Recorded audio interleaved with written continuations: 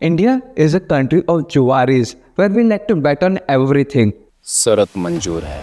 अरे शो करा ले बच्चू, अपना पत्ता खुलेगा तो अपन को सलाम करते हुए खुलेगा। लगा दे 50,000 माटुंगा पे। और मैं पैसा घोड़े पर नहीं जॉकी पर लगाता हूँ। इस मैच पे सट्टा खेलना चाहता हूँ। लगी शर्त। कैसी शर्त? बेटिंग की दुनिया को मैं उस ऊंचाई तक पहुंचाना चाहता हूँ जहाँ पैसों के सामने मौत भी छोटी लगने लगे। If you don't believe me, go back to your childhood. Only how many times you must have said, भाई लगा ले 100 की। but what if you get to bet on literally everything? Who will win the IPL or the Bengal elections? Will Pakistan be able to successfully mediate the Iran war? How many people will die on the next Israel attack? Or will rape victims survive or not? Dark ho gaya na? Let's see what the whole thing is in our second episode of the series Dirty Business. Okay, before we go ahead, let's take a second to subscribe to the channel right now. Okay, let's move ahead. 7th April 2026. A ceasefire is about to be announced in Iran war. Nobody knows this yet, except apparently someone did. A number of punters have reportedly made about $1 million by correctly predicting when the United States would strike Iran at the weekend. Because hours before the announcement, a group of completely anonymous accounts on a website called Polymarket placed very specific bets. Not will there be a peace eventually, not will the war end this year. The exact date, April 7th. And they were right. They cashed out hundreds of thousands of dollars. Nobody knows who these accounts are. No name, no face, just an anonymous crypto wallet. So brilliant analyst or someone who knew something they were not supposed to know. That question is a perfect door into what I want to talk about today. Because behind that one trade is an entire industry. A $64 billion industry that is changing how the world thinks about information, money, and the future itself. These are called prediction market, and by the end of this video, I promise you will never read a news, a headline same way again. Okay business people, it is time to get serious. You are running a business and you are not generating a potential revenue or collecting leads, or your business is in crisis. Then there are two things that you need to do urgently. First, realize that slowing business becomes a norm if it is not addressed quickly. And second, you need to call in experts because the time at which you should have reached out was yesterday. And we expertise by helping businesses through crisis by our cut-throat digital marketing skills and advanced AI. But here's the thing, we are dead serious people and we are passionate, possessed with our work. So you understand, we don't have the patience for the BS. So if you're serious about actually doing business, then only you should reach out to us by the button below. Here is the basic idea of the prediction market, and I want you to notice how obvious it sounds once you hear it. You know how when you ask someone if they think India will win the next World Cup, they will confidently say, "हाँ, बिल्कुल क्यों नहीं?" even if they have absolutely no idea about it. This is specifically true for every Indians who have a viewpoint on everything. Every pan shop and tea stalls knows how to resolve the Ukraine war, how Virat Kohli should play, and should Modi resign. But what if you ask them to bet 1,000 rupees on what they are saying? Suddenly, they will 100% be like, actually let me think about this properly. That's the entire philosophy of a prediction market. When money is on the line, people stop performing opinions. They start having actual beliefs. This idea was tested in 1988 by the three economists at the University of Iowa. They created a tiny website server sitting in the cramped faculty office, where students get to bet a small amount on who will win the US presidential elections. The result? Their little experiment predicted the elections more accurately than almost every professional polling agency, year after year. One of those economists is still alive today. He watched Kalashi, one of the biggest prediction market platforms, process $1 billion in bet on a single Super Bowl Sunday.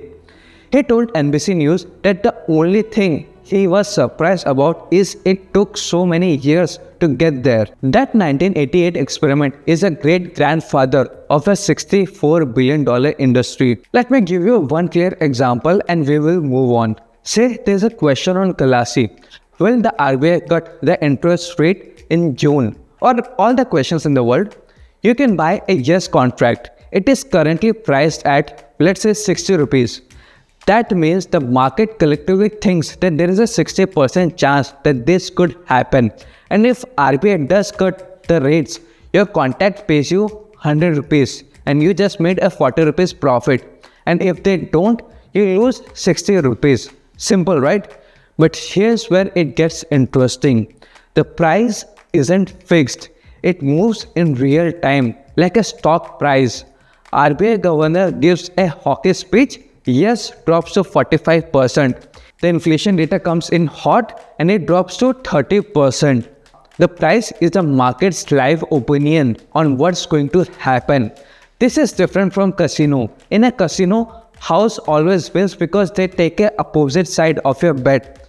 In prediction market, they just match you with another person who disagrees with you. Someone who thinks no, RBI won't cut. The platform will just take a small fee for connecting you.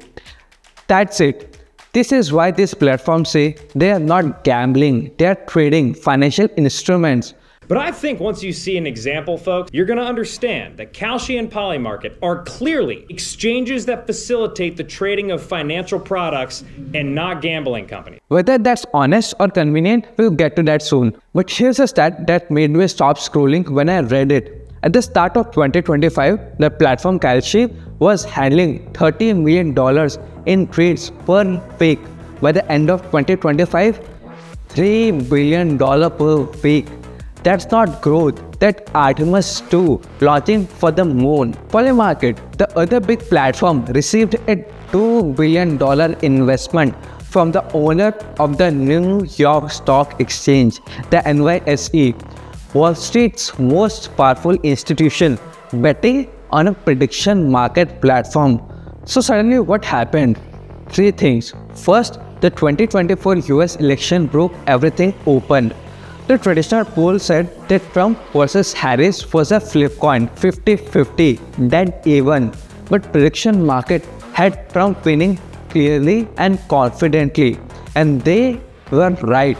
Overnight, every journalist, every anchor, every political analyst started citing this platform alongside traditional polls. The market won a credibility battle that polling had been slowly losing for years.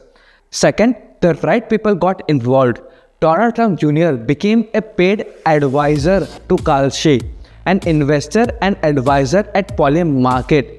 The regulatory environment that was previously hostile to these platforms. For example, the FBI literally raided Polymarket's founder apartment in 2024, completely reversed under the new administration. By the way, the Biden administration was completely against it, and for the right reasons. But as Donald Trump is corrupt and crooked, so are the institutions that have been created under him. Third, the mainstream market came to them. CNN literally integrated Kalsi's live odds into their broadcast. CNBC did the same. Google Finance, Yahoo Finance and Bloomberg, the terminal every serious investor in the world stares at, added Polymarket data. MLB named Polymarket its official prediction market partner. Fox News struck a deal with Kalshi. These aren't startups anymore, they are building the infrastructure. Now here's a part that goes viral on Reddit. These people are completely ordinary people making real money on these platforms. A 25-year-old teacher in Pennsylvania, no finance background whatsoever, started betting on Billboard music charts.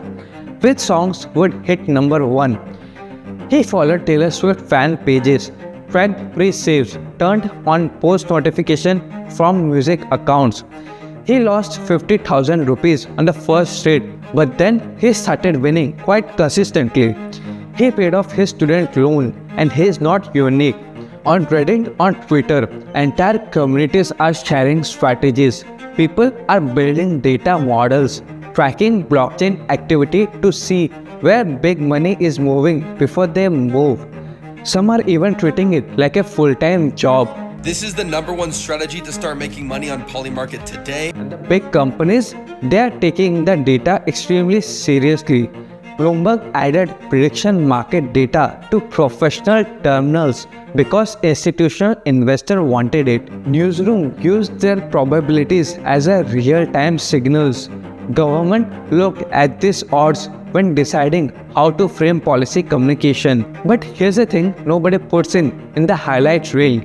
Bloomberg's own analysis found that small investors, regular people putting in the small amount, lose more often, more consistently than the big players who are sophisticated players with research team, capital, and sometimes information that the rest of us don't have. This all sounds familiar, right? It's just like a stock market dressed differently, but on steroids. Okay, now is the time I take you somewhere uncomfortable, because this is a conversation nobody's really having. And there are 3 problems to it. Remember the Iran trade from the opening of this video? Before the Mundoro capture in Venezuela, another anonymous Polymarket account placed escalating bets that Mundoro would be removed from the power. Final bet placed hours before the US Special Forces moved in. They made $400,000. I'm trying to follow the news online and see what people are saying about this. Checking the Polymarket as we speak. On Polymarket, you can track the time in which the buy percent chance changes. At like 5:20 a.m., there was a 10% chance that Maduro was in U.S. custody by January 31st. 10 minutes later, there was a 100% chance because they captured him in that window. Well, that's when the news broke, right? The platform now says that they have rules against the insider trading now. But here is a sharper argument I came across in G0 editorial. The defenders of the prediction market say that insider trading is actually good because insiders have the most accurate information, and if they trade on it, the market becomes more accurate. In the surface, it seems to be truth, but the counter argument is completely devastating. Prediction markets are a zero-sum game, meaning every dollar an insider wins comes directly from a regular person who thought that they were participating in a fair forecasting exercise. If insiders constantly dominate, regular people lose and get wise and leave the platform. The market collapses on its own weight. The whole point of prediction market is aggregating diverse crowd knowledge now will be destroying itself. And then there's even darker version of it. What if the insider can also influence the outcome? A diplomat is betting on whether his own ceasefire talk succeeds. A general timing an operation based on his prediction market positions. An elected official crafting policies based on what makes his portfolio pay out. A US congressman has already introduced a bill to ban federal officials from trading on a policy information, citing the Mundoro case. This is not hypothetical anymore. This one really got to me. Economist K. Salon, who wrote something in the New York Times that I think is the most important signal insight about the prediction market right now. She pointed out to what George Soros, the legendary investor, observed. Markets don't just reflect the reality, they help create it. If Polymarket says that there is a 75% chance a government will fall, and that number is appearing on Google Finance, Bloomberg and CNN, does that probability start to feel like a fact? Does it pressure institutions?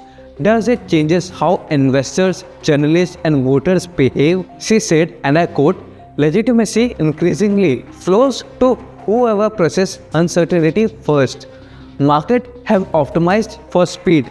Democracy has been designed for deliberation. This is a profound clash. Democracy is slow on purpose. Deliberation is supposed to take time to check power, build consensus, prevent mistake. A financial market that can instantly price the probability of a political outcome and have that price treated as a ground truth on international media is compressing democratic time in a way that could genuinely be dangerous. The India problem that nobody is talking about right now. In India, 5 crore people are using prediction market platforms right now. That's roughly a quarter of all Demat account holders in the country. Platforms like Robo, Better Opinions and others. And in April 2025, SEBI issued a blunt 3-line statement. These platforms fall outside our purview. We have no investor protection here. You are on your own. No regulator owns this space. SEBI says that it's not securities. Courts haven't decided if it's a skill or a chance. High courts in Gujarat, Bombay, Punjab and Chhattisgarh have active petitions to ban them. Some states have already pushed platform out. But here's the specific Indian scenario that should be discussed at a policy level. A senior official in the finance ministry knows because of her job that the next week MPC meeting will hold rates against the market expectations. She opens the poly market on the VPN, deposits the USDC anonymously, bets against a rate cut and wins and logs off. India's insider trading law covers SEBI regulated securities. They say nothing about the prediction market contracts. This is a regulatory gap large enough to drive a truck through. And just try to think at the geopolitical level or national security level. India has active border disputes, tense neighbors, inflammatory domestic events. Coordinated actors could use finely traded prediction markets to manufacture the appearance that markets believe a certain outcome, then use that manufactured signal as a propaganda tool, a pressure instrument, or a way to move a sentiment into the other financial markets. Think currency manipulation, bond yield attacks, and now add prediction market manipulation to it, and it becomes a more difficult and more disastrous game altogether. Okay, here's where I land after going deep into this. The original idea that money forces honest beliefs and honest beliefs aggregate into better predictions. That idea is genuinely good. The 3 Iowa professors and economists were really onto something. But between that idea and what poly market actually is in 2026, a $9 billion platform with anonymous crypto wallets, war outcome betting, geopolitical context, and the political protection of the most powerful family in America, the gap is wide enough to hold a lot of harm. For India specifically, the window to do this right is open right now, not to ban it completely, but to build a framework before the floodgates open. Proper KYC, insider trading rules that extend to this instrument, clear consumer protection, a regulator who actually owns this space. Because Kalshi had said it publicly that it wants to operate in 140 countries. Poly market is here already via VPN right now. The 5 crore users are already here. The question is not whether this becomes a mainstream in India, it's whose term it would happen on. The Iran ceasefire trader made hundreds of thousands of dollars. The question nobody can answer is, was that a reward of a brilliant analysis or a reward for the power and insider information? And until we can answer that, prediction market will remain exactly what they are right now. The most interesting, most potentially useful and most easily corrupted idea in modern finance. If this got you thinking, drop in the comments. Would you bet on one? What would you bet on? And please like, share, subscribe for more such interesting content. See you soon.